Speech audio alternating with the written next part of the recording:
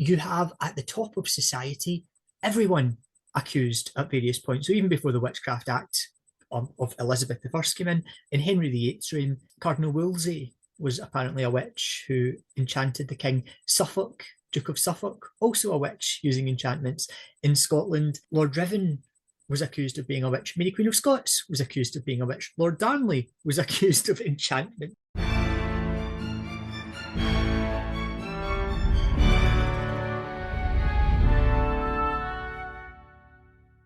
Hello. In 1562, the Witchcraft Act was passed in England during the reign of Elizabeth I. The Act stated that anyone who should use, practise, or exercise any witchcraft, enchantment, charm, or sorcery, whereby any person shall happen to be killed or destroyed, was guilty of a felony without benefit of clergy, and was to be put to death. The Scottish Witchcraft Act followed a year later. Joining today is Steven Veerapen, author of Witches, A King's Obsession, as we explore the reign of James VI of Scotland and the First of England and his attitude to so-called witches. James wrote a book on witchcraft and oversaw a huge uptick in legal proceedings against women who made up 85% of those accused. Plenty more history to come, and don't forget about the podcast show live at the Imperial War Museum on Saturday the 1st of November, but in the meantime it's me talking with Steven Veerapen on witches and James I.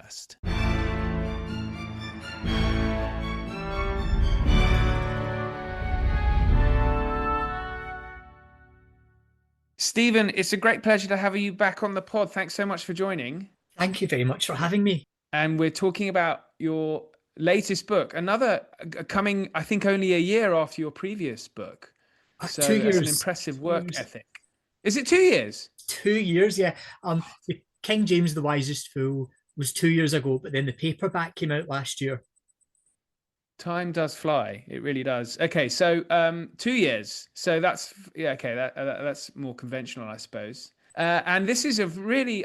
We were just before we started recording. I was commenting on the striking cover that Berlin, the publisher, have managed to put together. It looks really good, but it's called Witches, and so everyone knows what the subject of today's discussion will be, and it's one that I've been very keen to speak to you about, because this is a subject that I think, pretty much, and as you go into actually in the introduction, we've got sort of witches as, perhaps domination is not quite the right word, but certainly it's a fascination that we have even today. I mean, as you point out, we're approaching Halloween, and so we'll have lots of children running around dressed up as witches. We're still fascinated by them. I mean, witches are one of the earliest figures that we encounter when we start hearing fairy tales and fairy stories and all of these things as children.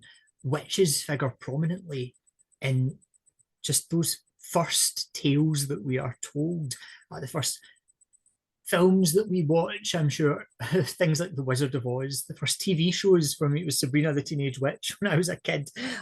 We are introduced to witches early, and this seems to be every generation reinvents the witch figure. Yeah, they are kind of, I mean, we're going through a sort of, I suppose, a reinterpretation of what witches are, but I mean, for many hundreds of years, they were figures of something to be fearful of, and that's really why we're talking today, because your book, I mean, of course, you're not looking at the whole history of witches. It's more the witches throughout the end of the 16th up until the sort of really the period where Britain and specifically Scotland and England take part in these sort of witch finding. Yeah, the focus of the book is really what I call in it the dark age of witch hunting, which began, as you say, in Britain certainly, and then over in America as well, began in the late 16th century and then went on until the early 18th century. After that, the law stopped accepting witchcraft as a crime. That didn't mean people stopped believing in witchcraft and witches. People still believe in witchcraft and witches and various magical and supernatural things, but the law stopped taking it seriously. And so why then did we see this rise, and particularly in Scotland, and of course the subject of your first Berlin non-fiction book, The Wisest Fool, James VI of Scotland. He's fascinated and takes quite an active role in witch hunting in Scotland in the late 16th century. But why then? I mean, why is there not a more kind of organized sort of witch hunting going on in a more, what one could probably incorrectly say, and I would be castigated for it, but in a slightly more sort of primitive era? Yeah, people, I think, generally just in pop culture assume that witch hunting was this medieval thing. It was this thing that was going on earlier, and it wasn't. I mean, we can, particularly in Britain, we can pinpoint when it took off. We can see when the law started taking it seriously. So it's actually fairly easy to see when it became a crime, and then when it got ramped up as a crime to be panicked about, to be worried about.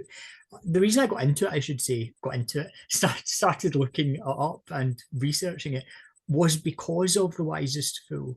When I was researching that book, that was one of many potential rabbit holes in James's life that you could jump down. Obviously, in a biography, you can't go into a great deal of depth on every potential subject, but that was one that I thought, oh, there's something really interesting here. And it was because James, otherwise, in every aspect of his life, tended to market himself as an intellectual, as an academic, as a kind of rational, enlightened Renaissance man.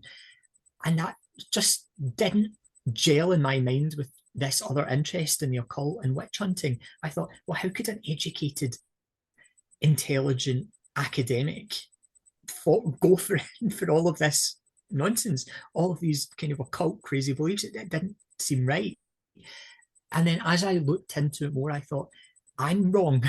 I have a kind of mistaken view of the period, because in that period, witch hunting and the belief in witches was cutting edge, enlightened, progressive thinking. It sounds backwards to us, but it was forward thinking to James and many of his contemporaries. The idea was, there is a problem here. Particularly in Protestant Britain, the Catholics have failed to deal with it. Now that we are setting out on this new path, this reformed agenda, we have an opportunity here to stake out the official position on this. And the official position to James was, witches are a problem in Scotland, not in England.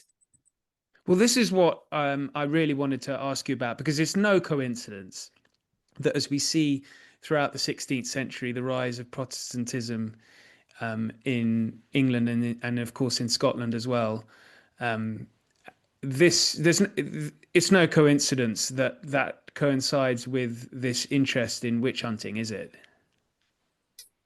No, it's not. In Britain and America, actually, witch hunting was very much a Protestant pursuit. On the continent, it was a Catholic pursuit for the. But again, not every Catholic, just as not every Protestant leader was interested. So where you see real spikes and panics and big witch purges are, yes, in Britain, in Scotland, where there is a leader at the top, the king whipping it up, driving the charge against witchcraft. That was James.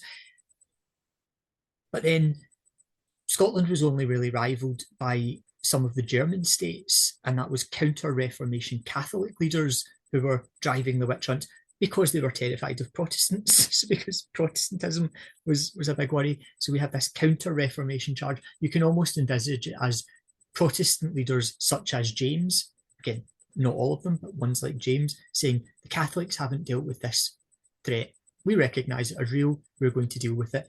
And then you've got these counter-Reformation German leaders saying, no, the Protestants have got it all wrong. They are the threat. The Protestants are the threat. We will deal with this. So it was people at the top, and where you see the big witchcraft hunts, they're being led by, I suppose, self-promoted or self-taught or deeply learned witch hunters. So this is being led then from basically the elites. This isn't a this isn't a sort of grassroots being driven by the grassroots. Interesting. I think it was led from the top, but the people then were educated into it. And what you find is that in the figure of the witch at this time, I mean, why was it so popular to hunt witches or to blame witches for things? in any period, there are always scapegoats. People think they're the problem. They're the kind of the ones that we have to blame for everything we don't like, or for anything bad that happens to us. It's them that are to blame. That just always happens. The witch was useful, I think, because no one was going to stand up and defend supposed witches. So the Catholics didn't like them, the Protestants didn't like them, the elites didn't like them, the commoners didn't like them. So they were persona non grata to everyone. So the witch was just incredibly useful because, at its simplest, the witch was someone that everyone could hate, everyone could indulge their hatred of and their fear of. Right. Well, we're talking about witches as if they actually exist, I but know, yeah. of course, we're not a witch believing podcast, as far as I know. So, who are the? I mean, I'm assuming these are sort of old crones living alone in woods that locals are frightened of. But who were the witches, in inverted commas? So yeah, quite right to point out the big difference between say using witches as scapegoats and using any other, say, minority, as has happened throughout history, is that witches weren't real. There were no real witches. People did not wield supernatural powers, but you had people like James, and he was not alone, of learned opinion saying, yes, they are real. That does raise the question then, well, who were the witches?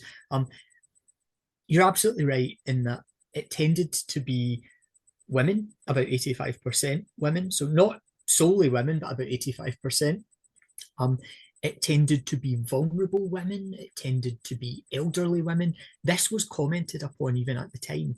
People could see, this is a bit of an issue. It seems to be these old women that are constantly targeted. So people did recognise this and think, why is this the case? It was the case that it was predominantly old women, I think, because they were easy targets. Women were basically treated as second-class citizens. They didn't have access to the kind of things men had access to, and particularly old, disenfranchised, unpopular women were, again, the first person you would target because they were the easiest to target. So again, this has modern parallels, I suppose, in that when people look for scapegoats, it's generally the kind of marginal people that are easiest to target first. But strictly speaking, it shouldn't just have been old women. Anyone could be a witch. That was one of the big terrors of it.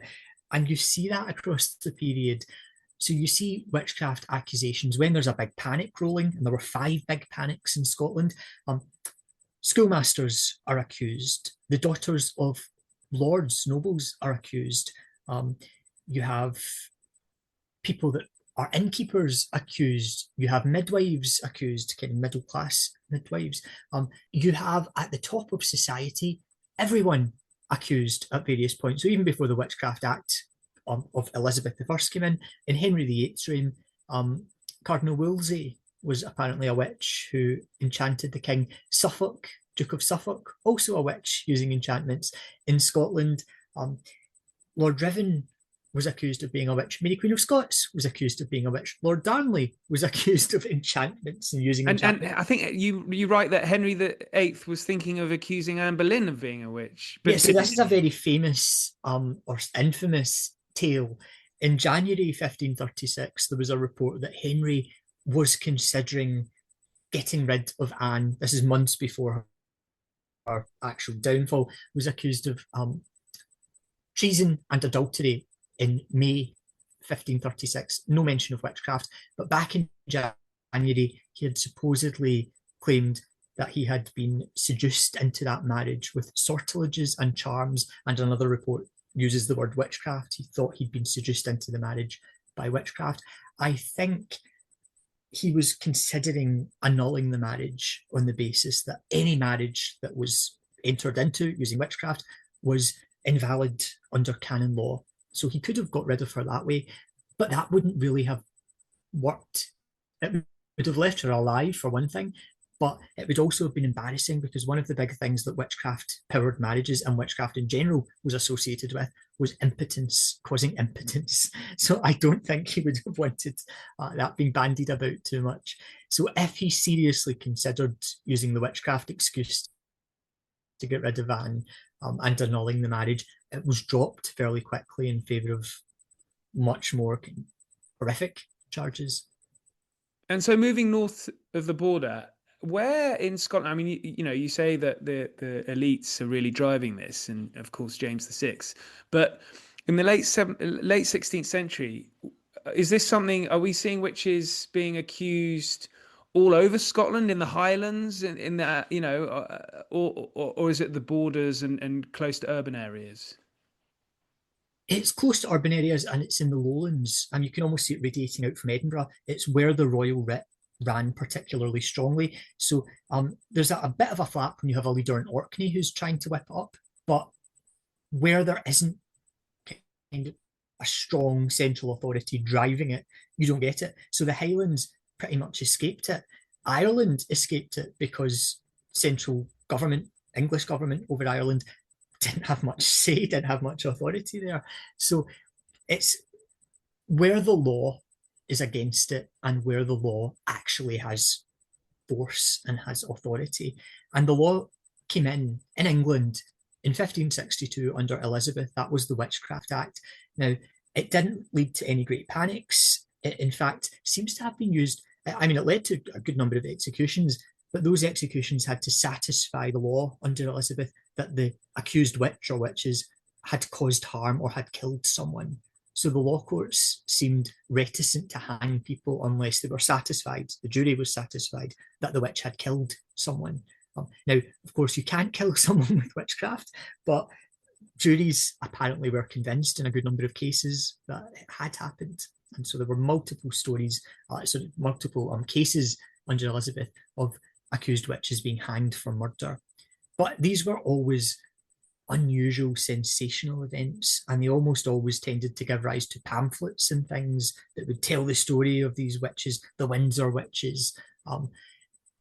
What it, I think, was really doing, this pamphleteering culture that was going on, was reinforcing the idea that yes, they're real and this is what they can do.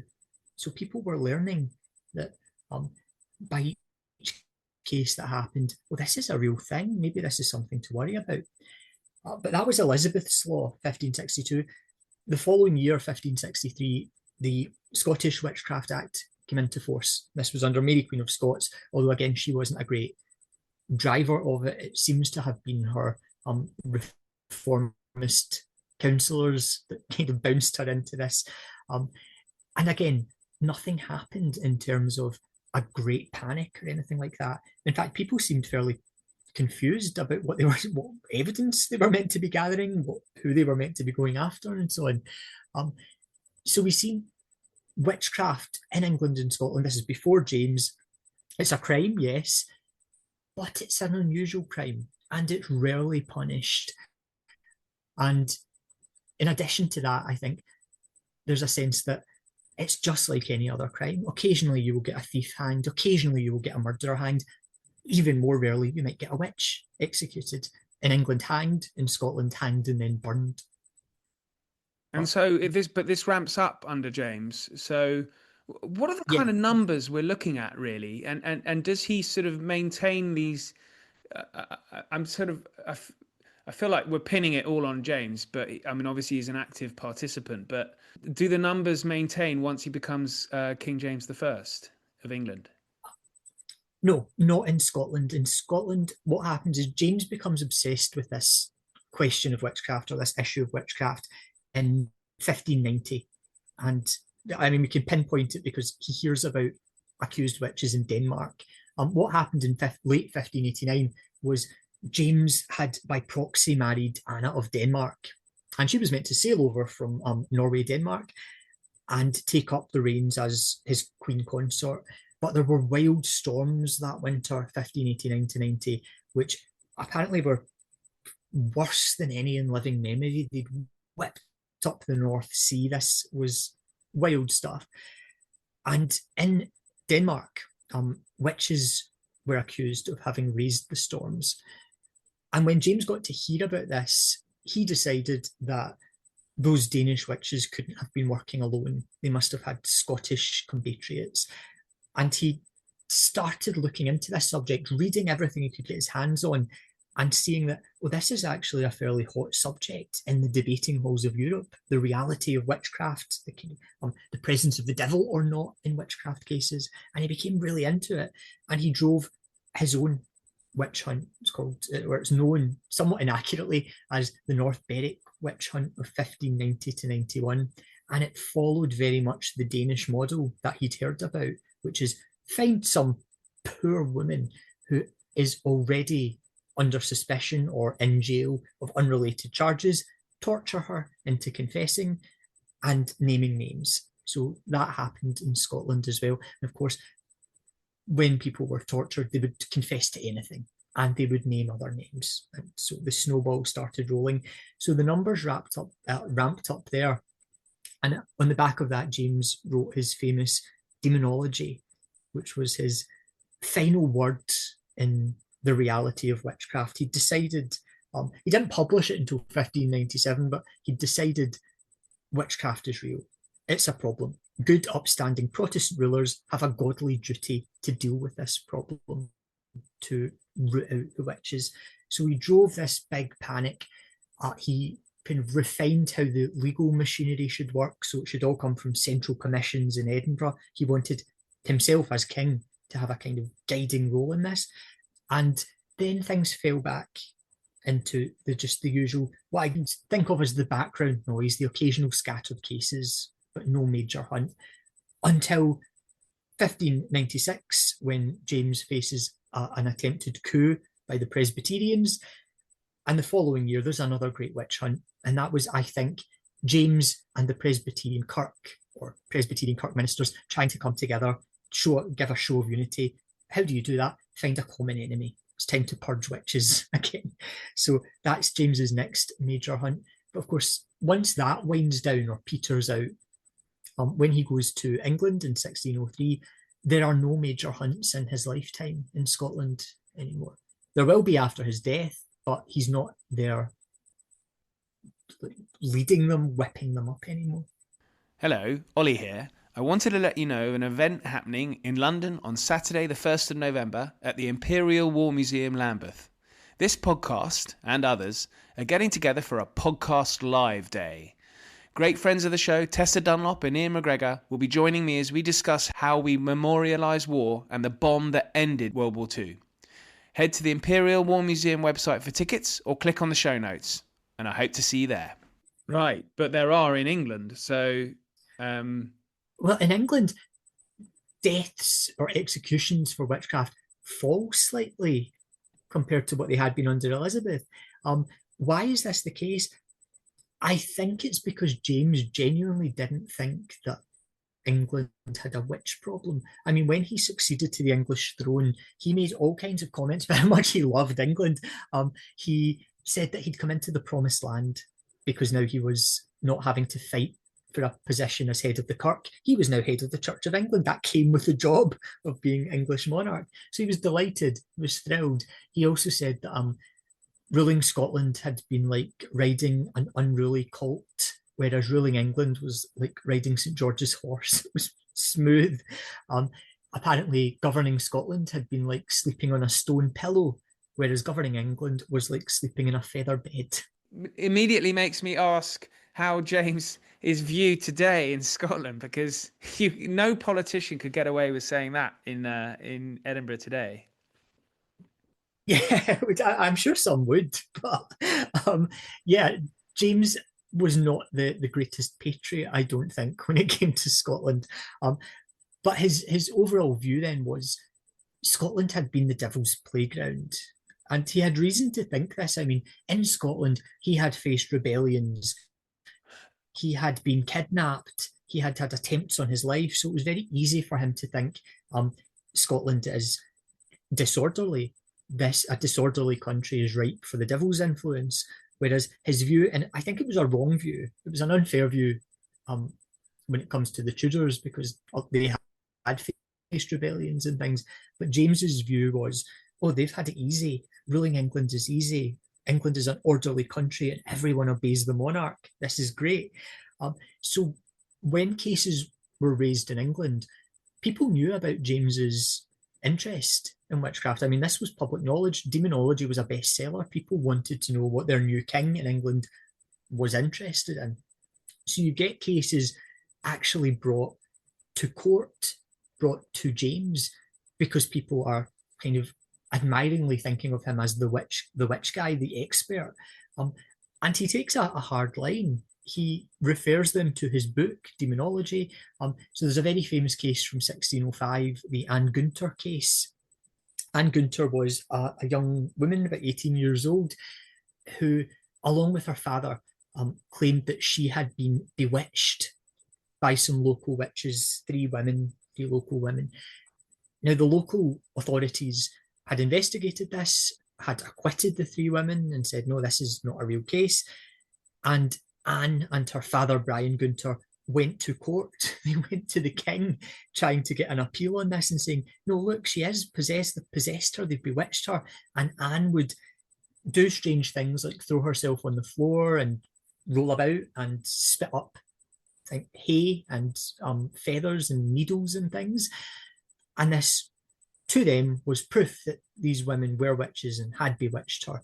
James looked at this and looked at her and studied her and had her put into the care of the Archbishop of Canterbury to be observed.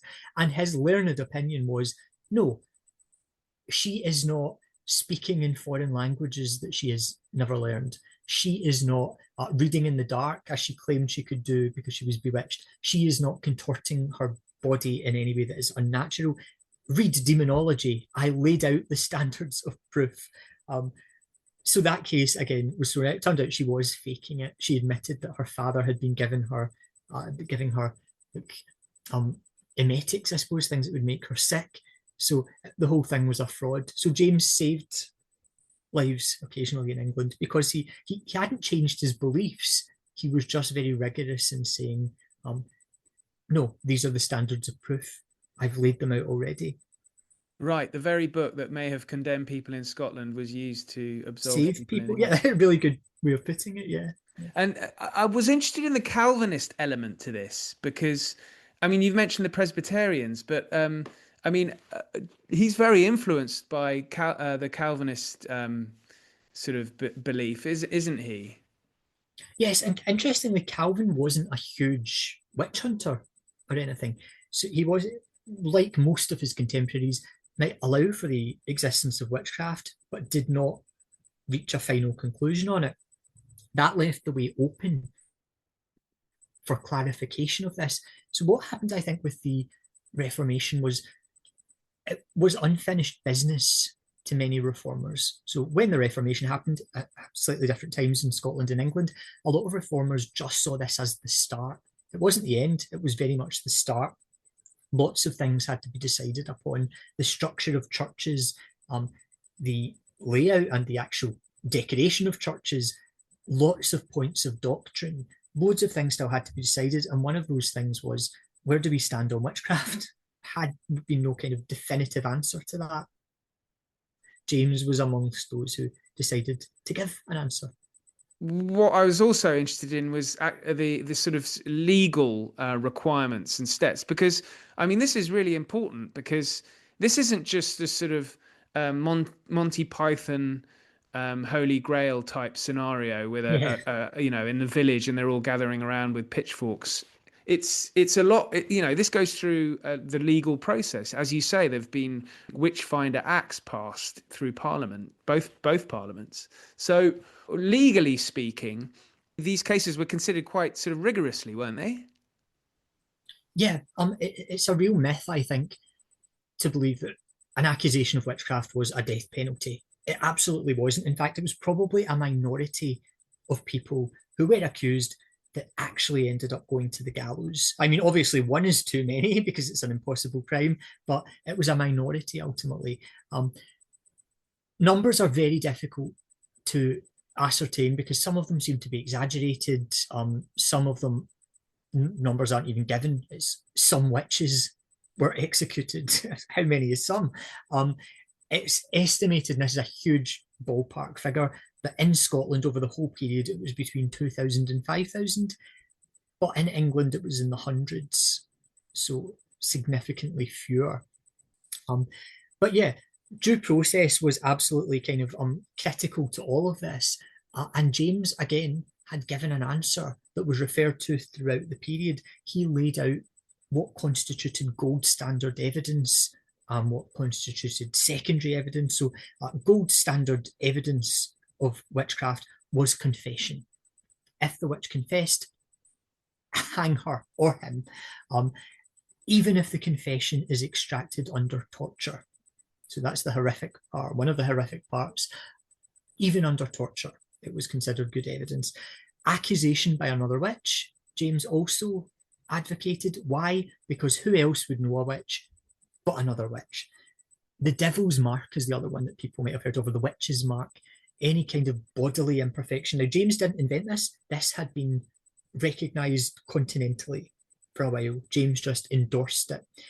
Any bodily imperfection that did not cause pain when pierced or pricked. And you can imagine the kind of prurience of the witch hunters. They very often tended to find these marks on women's private parts. So that's clearly what they were interested in doing. So these were the kind of gold standards of evidence, and they held true for decades. What happened over the kind of long period of this dark age of witch hunting was that every one of these started to kind of fall apart for obvious reasons. But I mean, the amazing thing is they lasted as evidence as long as they did. Confessions started to become doubted because over this period of witch hunting, they grew ever more elaborate and sometimes bizarre, and people really started to doubt what they were hearing. So, famous case from Scotland in 1660 or so, Isabel Gowdy, she confessed to an absolute mishmash of kind of folklore beliefs, demonic beliefs. One of the things that James had promoted was the centrality of the devil in witchcraft. Before that, I think there had been some dubiety about the devil's powers. James was very clear: all witchcraft is devil sent. The pact with the devil is what gives witches their devil's mark. Very clear on that. But Isabel Gowdy's confessions ranged from having sex with the devil, which was common in confessions, to having been given magical arrows by elves, and she could flick the elven arrows from her thumbnail to kill whoever she wanted. And this was ludicrous, obviously. So many of them were ludicrous. Confessions under torture as well clearly were increasingly seen as untrustworthy. Accusations by other witches started to become very, very discredited because even as early as the 1597 witchcraft panic in Scotland, one of the accusers was found to be a counterfeit. Margaret Aitken, her name was, she threw up her hands on being accused herself and said, "Okay, I'm a witch, I admit it, but if you spare my life, I will sort out your real witches from your fake ones because I can look in their eyes and tell who's a real witch and who isn't." And people believed this. And she was literally carted about in a cart from town to town, pointing out witch, not witch, witch, witch, not witch. And it became such a kind of cause célèbre that people started to question it. And they paraded a group of people before her, and she did her thing, sorted out the real witches from the not witches. And then they tested her by parading the same people without telling her the next day, and she couldn't remember, she couldn't get right who she'd accused. So that was starting to fall apart. The devil's mark and the witch's mark really became discredited because people started making a trade of it. So you have people, infamously Matthew Hopkins, Scotland had a number of them as well, people that are selling their services as witch hunters and witch finders. And generally, I mean, the surprising thing there is they were welcomed as heroes at first, sort of welcomed as great guys. They're doing a public service, and it's only as their reigns went on that people started to think, no, they're making money out of this. This should not be a trade. So the devil's mark started to become itself a bit of a black mark on history. Very good, very good. One thing I need to really, hopefully, you can clear up is there any truth to when the witch is sort of thrown into a river, and if she sinks, she's innocent, and if she floats, she's a witch. Yes, yes, there is. So this was the ordeal by cold water, or the ordeal by water, it was called. Again, in demonology, James addressed this. He didn't invent it. It was a continental test that had been developed. And James, in demonology, raised the issue of, is this a valid test or not? And his conclusion was, yes, it is. It is a valid test. Ducking the witch, or floating the witch, swimming the witch, whatever you want to call it, according to James, was a valid test. Interestingly, it only seemed to be carried out very rarely in Scotland, possibly only once in the 1597 panic, but it was used a lot in England, so much so that one of the Witchfinder generals, Matthew Hopkins's side characters in that story, John Stern, his ally, said that, oh, they prefer it. Some of them prefer it to the other tests that we're giving them. Bear in mind, some of the other tests that Matthew Hopkins and his associates were giving were running the witch. So there was one poor man in his 70s, I believe, an unpopular minister. His sermons apparently weren't very interesting, and he was accused of being a witch. And Matthew Hopkins and his team ran him, and that is, they got him in a room and they forced this elderly man to run up and down until he was delirious, until his heart was nearly giving out, and he confessed. They also tied people up, their thumbs to their toes, and put them on stools and had them sit in this contorted position until they confessed. So England saw all kinds of horrific, I mean, really horrific experiments in testing and finding proof and finding evidence. Well, yeah, indeed, and it sounds ludicrous, and some of them, like the ducking the witch in water, that does. I mean, you can't help but smile at the sort of it's just a ridiculous test. However, I mean, these are highly sexualized. These are targeted at women, as you say, 85% of women, and it's no joke. I mean, it's actually tragic, and I guess, a most extreme form of the misogyny of the era, I suppose. Yeah, I mean, James was asked, or rather, in demonology, he faked, because the whole text is set up as a kind of question and answer thing, one of these classical dialogues. One character asks the other, why is it mostly women? And James has an answer to this, and it's the typical misogynistic answer of the era. Women were more easily seduced by the devil. They were more likely to fall into error. You say this sort of begins to die out early 18th century. So do you see increasing voices in, even in Parliament, who are talking about this practice being phased out? Well, that's an interesting point, Ollie. There are dissenting voices and skeptical voices before it, during it, after it, all the way through. You have people saying this is nonsense, this is not real. James wrote Demonology in part as a response to Reginald Scott, who, despite the name, was an Englishman, an English gentleman, who saw what was going on under Elizabeth, the various witch trials, and wrote a very kind of weighty book, which is a great read because he's quite funny and points out the ludicrousness of these confessions and accusations. And his conclusion is these are just either deluded people, mad people, people suffering from nightmares. It's all nonsense. It's crazy. It's stupid. And we shouldn't give it house room. James read that book, and again, demonology was in part an answer to that. And he said a very dangerous thing in demonology, which was, if you deny the reality of witchcraft, you might be of their company. And that had horrific aftermath, a horrific legacy, because that's something that then people became frightened of speaking out. But again, didn't stop them. So when Matthew Hopkins is doing his thing, I'm sure listeners will be aware of who Matthew Hopkins is if they've seen the Vincent Price movie from the 1970s, the Hammer Horror, the Witchfinder General, which is a great film. It's just ahistorical. But what Hopkins did inadvertently was sparked a counter reaction. So people were seeing what he was doing, and he went from being the hero to being the villain. So there's a guy called John Gall who appealed to Parliament. So this was in the midst of the civil wars, and of course Matthew Hopkins claimed that he had a commission from the parliamentarians to hunt witches. No one's ever found this commission. It probably didn't exist, but he claimed it. And John Gall called his bluff by appealing to Parliament and writing his own book.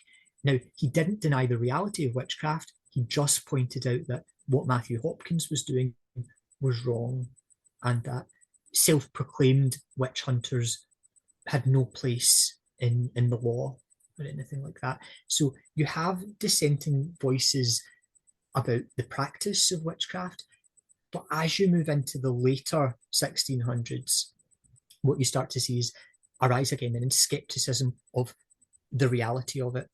So John Gall was not denying the reality of it, but soon enough others would start to say, maybe none of it's real. Maybe we've been executing people who were innocent. And there's a backlash to that as well. So in terms of sort of big world things that are happening, the Enlightenment is going on. We have the birth of the Enlightenment, empiricism, observation, and we have people starting to reassess their position on witchcraft because so many of its effects are not observable.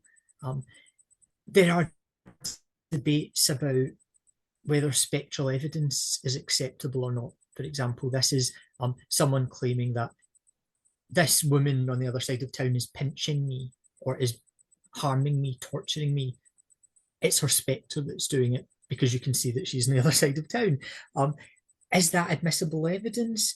It was in the past, but now we start to see people saying, but we can't see it. So there are debates going on here about that. But there's also people that dig their heels in and say, no, Israel. And if you start to demand higher standards of evidence and demand that it's all observable, you might be leaning towards atheism. So no one wants to really admit to that as well. So there's this tension between growing scientific empiricism and yet not wanting to throw the baby out with the bathwater and sort of deny Christianity and maybe open the door to the devil even. So what we start to see is, and you really see this in two places, two big horrible witchcraft related incidents. One is in Salem in America. It's the one everyone knows about when we think of witches. I think we think of Salem and the witch trials and the paranoia, the panic.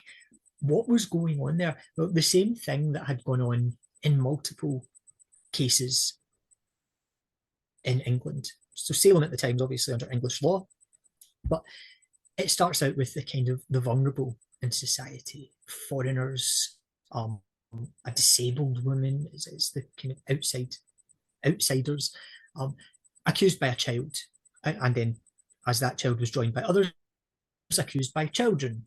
And this had been a common thing going right back to Elizabeth, actually, children's testimony, and it had been accepted in England, so there was precedent for it. So it was acceptable to have children accusing adults. This had been long established and long a kind of precedent in English common law. But what we then find is people in Salem panic, and even the sort of thinking people, the educated people of Salem start to panic slightly. And what they end up with is an absolute snowball of names, everyone accusing everyone. Why? Probably because you want to accuse someone before you are yourself accused when these things start spiraling out of hand. But on the kind of elite side, the laws side, there are arguments going on about what kind of evidence they can accept in the courtroom. And this becomes in Salem not a trial of witches anymore so much as a trial of whether witchcraft is real or not. That's what's so interesting about it to me anyway. No one in Salem famously was hanged or executed for confessing to witchcraft. Everyone that confessed was allowed to go. They could be shriven and they were all right. It was the people that either refused to plead, Giles Corey, who was pressed to death as English law demanded for refusal to plead, or those who denied being witches, who were hanged and found if they were found guilty. So why is that the case? It's because these people are supposedly not just witches, but denialists. They are a real problem. Same thing happened where I live, Paisley. The Paisley witches, or Renfrewshire witches, as they're sometimes called, again, none of them were executed if they confessed. Those who confessed got to go free. It was those who were seen as being on the wrong side of history by those that believed in witchcraft that were executed. Interestingly, in Paisley, a year or so before the big witchcraft panic in 1697, local authorities had actually punished people for making false accusations of witchcraft. They were then in a bit of bother, I think, because they looked like denialists. So they had to then look tough when fresh accusations appeared, and they looked tough on the people that were denying it, denying the reality of it. So there's this last spurt of panic as people are kind of unsure about, is witchcraft real? Is denying it opening the door to Satan? Are we going to make a stand here and come down hard on them? Or are we going to admit, oh, we've been wrong all along and the law's been wrong all along? Well, it's absolutely fascinating subject. It really is. And as you say, I mean, there are many more recent fears. You saw the sort of fear of communism with the McCarthy accusations in the 50s. And so, you know, and I'm sure we can all think of contemporary similar things that are happening now. But this has been absolutely brilliant, Stephen. Really, really fascinating stuff. So thanks so much. And links, as ever, listeners, are in the show notes. And as I say again, it's a very striking cover of the three witches from Macbeth. Yes. Cover. Oh, we never even spoke about Macbeth yet. No, we should. Fired by James's interest, I think, in witchcraft. Well, we should probably, maybe we could do an episode on, you know, witches in fiction. Pop culture. Yeah. Okay, wonderful stuff, Stephen. Thanks so much, and best of luck with the book. Thank you very much. Thanks again, Ollie. Thanks so much for listening. Links are in the show notes, including to the podcast show live at the Imperial War Museum. Please share with friends and family, and if you want to get in touch, you can through X or email history@aspectsofhistory.com. But until then, thank you and good night.